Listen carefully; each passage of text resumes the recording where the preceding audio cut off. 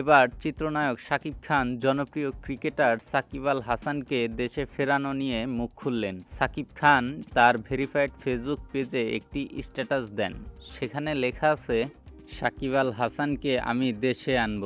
সাকিব আল হাসান আমার টিমে খেলবে। সাকিব আল হাসানকে মিথ্যা মামলা দিয়ে তাকে দেশ ছাড়া করে আমরা একজন ক্রিকেটার রত্ন হারাতে বসেছি, কিন্তু আমি সাকিব আল হাসানকে দেশে ফিরিয়ে আনব খুব শীঘ্রই। আমার বিপিএল টিমে সাকিব আল হাসান খেলবে। এই সমন্বয়করা যাকে মন চায় তাকে মিথ্যা মামলা দিয়ে দেশ ছাড়া করে সবকিছু লুটে খাচ্ছে। শাকিব খান আরও বলেন যে প্রধান উপদেষ্টা ডক্টর ইউনূসের হাতিয়ার হচ্ছে এই ৬ সমন্বয়ক। ৬ সমন্বয়ক দিয়ে প্রধান উপদেষ্টা দেশটা শেষ করে দিবে। শাকিব খান আরও বলেন যে উপদেষ্টারা তো সব ভুয়া। তারা বলেছিল যে আগে ইলিশ মাছ আমাদের দেশের মানুষরা খাবে, তারপর রপ্তানি করবে।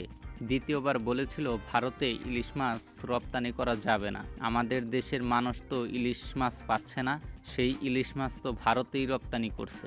তাহলে কি তারা চোর বাটপার নয়?